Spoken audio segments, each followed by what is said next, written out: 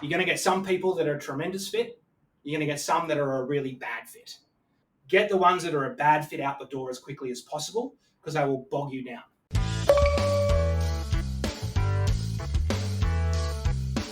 Today we have Brad Twynham, leadership speaker, advisor, and business strategist. Welcome, Brad. Hey, Ryan, how are you? Yeah, doing well. Thanks for coming on. No We're problem. interested. Tell us a bit about your business. Yeah, so my business right now is very different from my businesses in the past. So my business right now is I have a thought leadership practice. So I do a lot of speaking, business strategy, advisory services, dealing with both entrepreneurs and innovation groups within organizations. But my main area isn't around entrepreneurial leadership and more so on the psychology of what it takes to be an entrepreneur as opposed to the business skills of what it takes to be an entrepreneur. Great. I love that. And so, how did you get started in that? Yeah, so I've been an entrepreneur, serial entrepreneur for 25 years. I've built three startups. One of them was a massive failure. One of them was mild success, and the other one was hugely successful. And I've also worked for probably one of the most successful startups that came out of Silicon Valley in the 90s as well, at a very early stage of its growth and right through to almost its exit, which was a company called BEA Systems. I've had a huge amount of experience in building startups, scaling businesses. I've also gone through tremendous public scrutiny. On exit of my last startup, my business partner got caught up in an FBI investigation. We all got thrown into it, and that led to a whole bunch of public scrutiny. So I've seen the massive highs of entrepreneurship, and I've also seen the massive lows of entrepreneurship. And one of the things I've learned from that is that, to be successful in business is 80% psychology and 20% skills. And if you don't get your psychology right, you may have a wildly successful business, but when you finally finish and all is said and done, you feel really unfulfilled. And I'd prefer to have a world of people who are fulfilled than unfulfilled. Absolutely.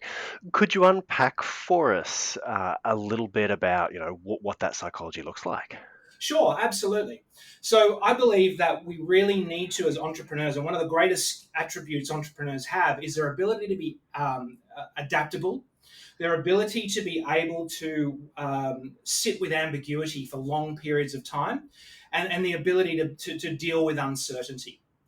And so if you look at those characteristics, it comes down to four big personality traits that are really important to develop as an entrepreneur. The first one is being agreeable. Now, that doesn't mean being a walkover by any stretch of the imagination, but it means being able to be empathetic and being able to put yourself in someone else's shoes. Hugely important as an entrepreneur. The other one is being emotionally aware. And that means, once again, having that ability to be really open and transparent, but also be willing to take feedback very openly is another huge skill. And so as an entrepreneur, if you can't take feedback well, okay, and you're going to get feedback all the time. If you're going out to raise big dollars in capital raises, you're going to get feedback about you, your idea, your company. Some of it's valid, some of it's not.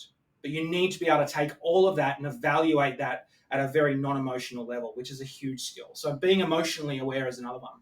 The third one is being extroverted. Now, by extroverted, I don't mean someone who stands up on tables and dances. That to me is not extroversion, that's insecurity. Okay?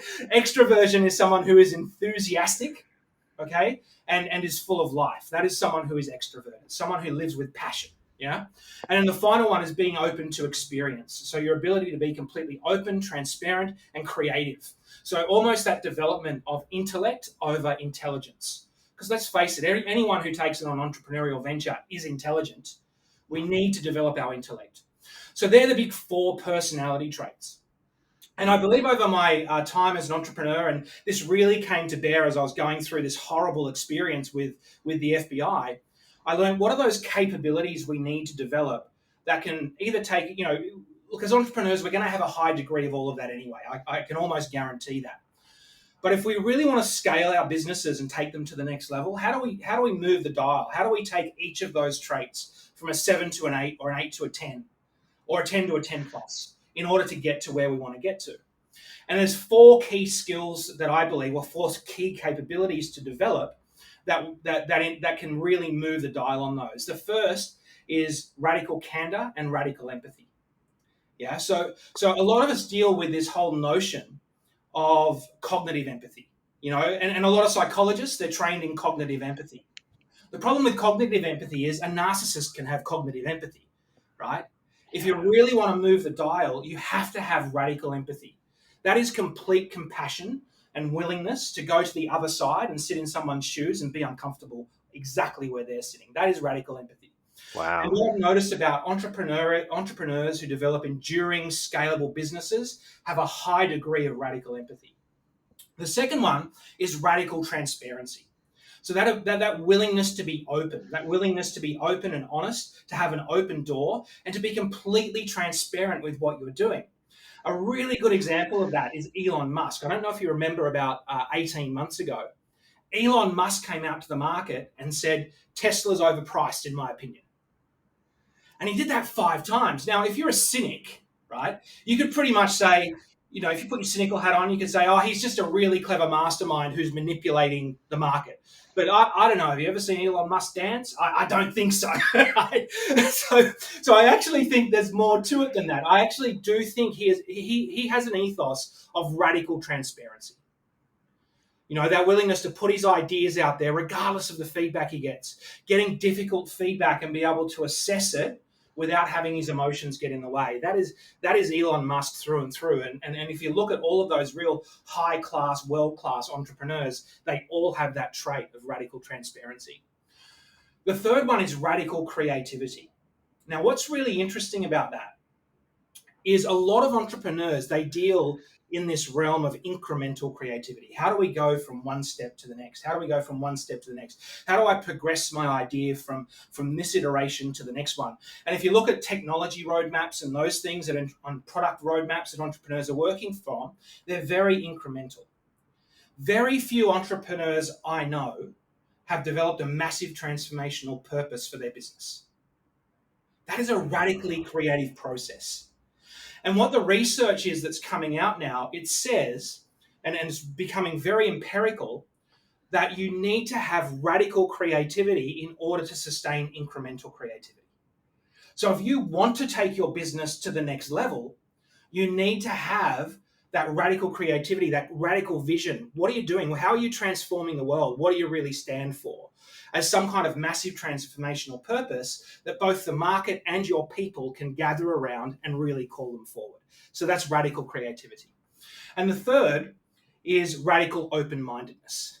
This one is, to me, is the foundational building block of a successful entrepreneur who can scale really fast. Because we're all going to get feedback, constantly get feedback.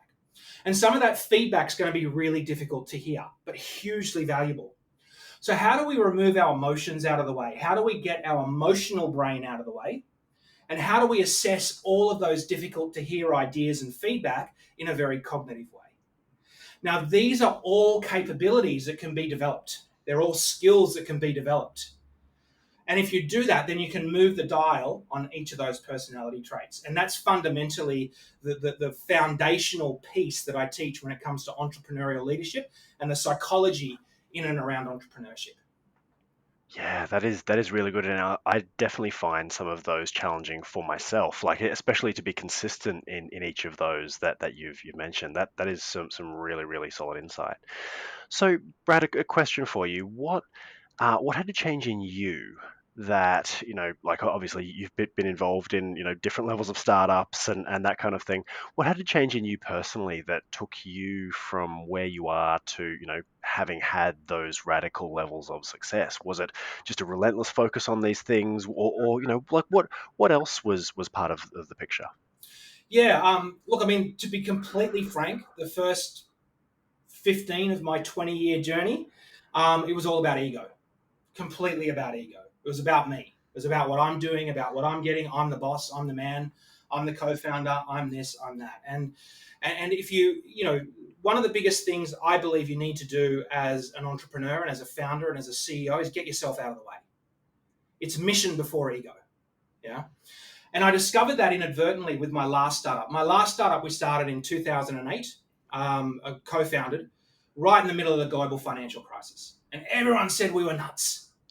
and it was an enterprise cloud management platform. And for those people, the cloud, that nebulous thing that stores data and everything up there. Now, in 2008, you had some of the richest men in the world, such as Larry Ellison, the founder of Oracle Corporation, saying the cloud will never take off.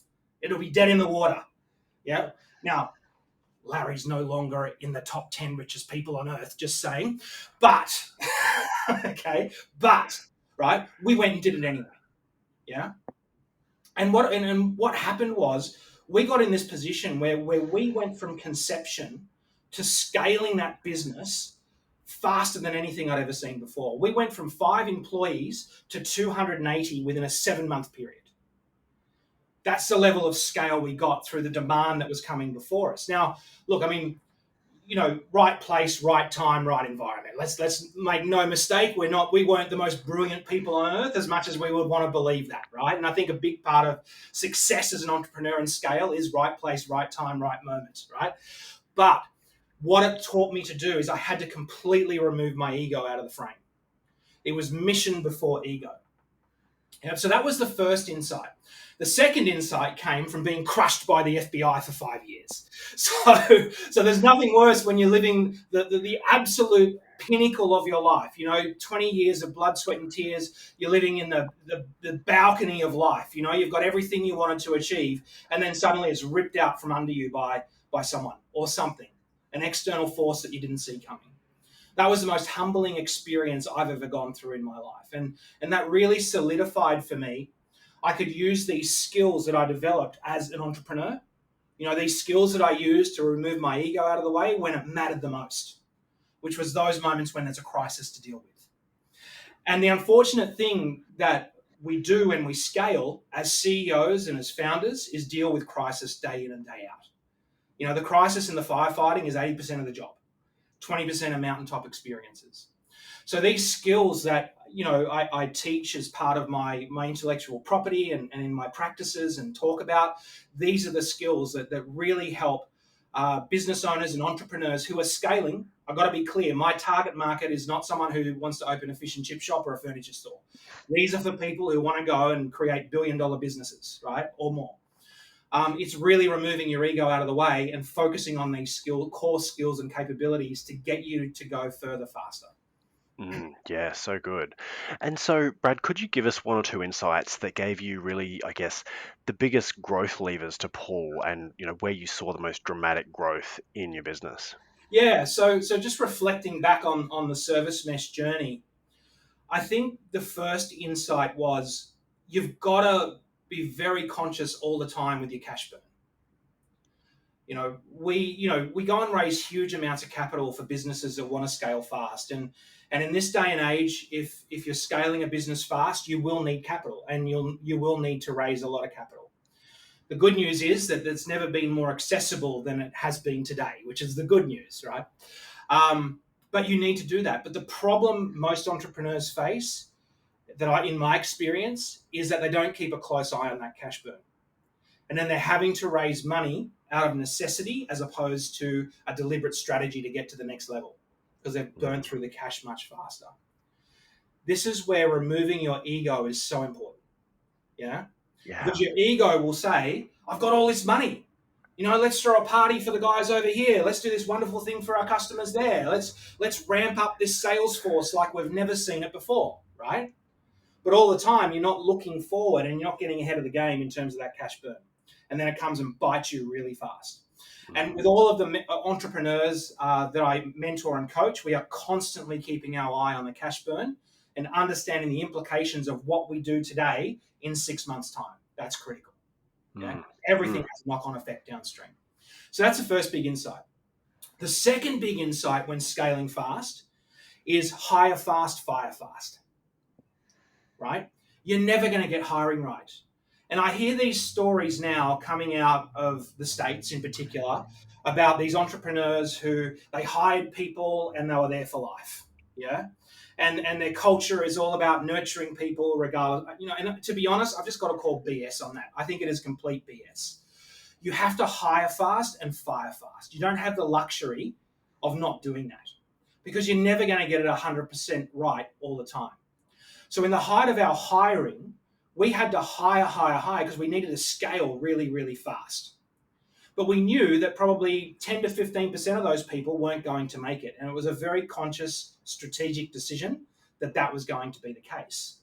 And so what we needed to do once we got them in the door is ascertain who that 10 to 15% were very, very quickly and move them along before they're too vested in us and we're too vested in them. Yeah. And I think that's critical when it comes to scaling any enterprise really, really fast. You're going to get some people that are a tremendous fit. You're going to get some that are a really bad fit. Get the ones that are a bad fit out the door as quickly as possible because they will bog you down. So that'd probably be my two biggest insights. I love that. And so, Brad, what advice would you give to a business owner or CEO who really wants to break through to their next level? My number one piece of advice is get someone outside of your business who can reframe things for you, right? And that person needs to be someone who has walked that path because otherwise they can't reframe it for you, right? So it's not your standard run-of-the-mill life coach. They can reframe things in your marriage and your relationship. They can reframe things around your physical body and that kind of stuff. They can't reframe things around your business, right? It's like having someone who's read 100 books on China but have never been there. Like, you couldn't possibly imagine what it's really like. So how could you possibly reframe things? So find someone who can look into your business with you and reframe things for you. Because I find with this journey, you need someone who can reframe things that are happening for you, because quite often you'll get caught up in the drama. And so having that trusted person, not to necessarily tell you what to do next in terms of your business, because you're a smart person. You can go Google that and you'll find 1,000,001 articles what to do next. It's well known what to do next.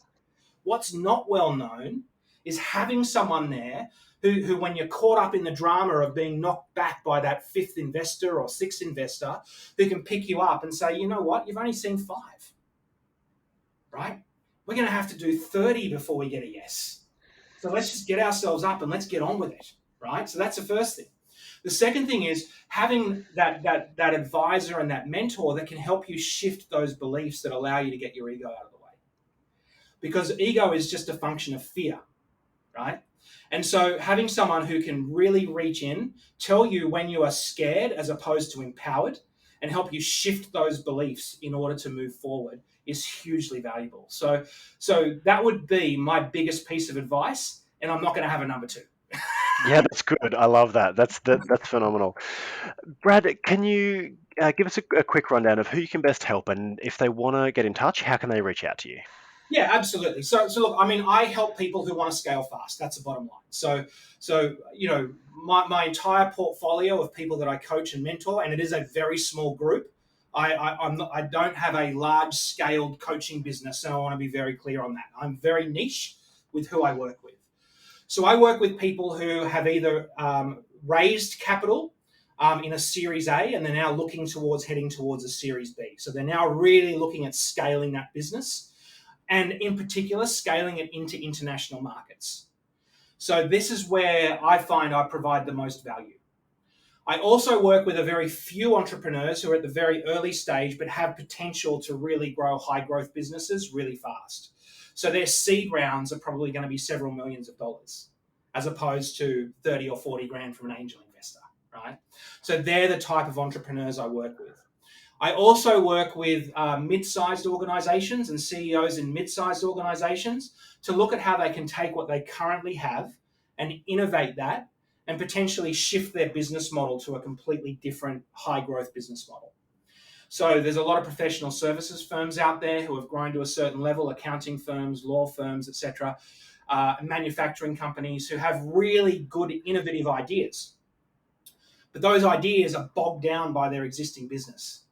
So I work with them to look at how can we take that, put a different business model under it, and then go and scale that either as an additional revenue stream or additional line of business, or as a spin out. So they're the two types of people that I help more than anyone else. Fantastic. And where is best to reach out to you? Best place is LinkedIn. You can find me, Brad Twynham Speaker, Twynham, Twynnham. You'll find me pretty easily. There's not many of us. So just look at me on LinkedIn, send me a private message, and I'd love to have a chat. Beautiful. Brad, thank you so much for coming on the show. We really appreciate the value that you've been able to share. Thanks. Thanks, Ryan.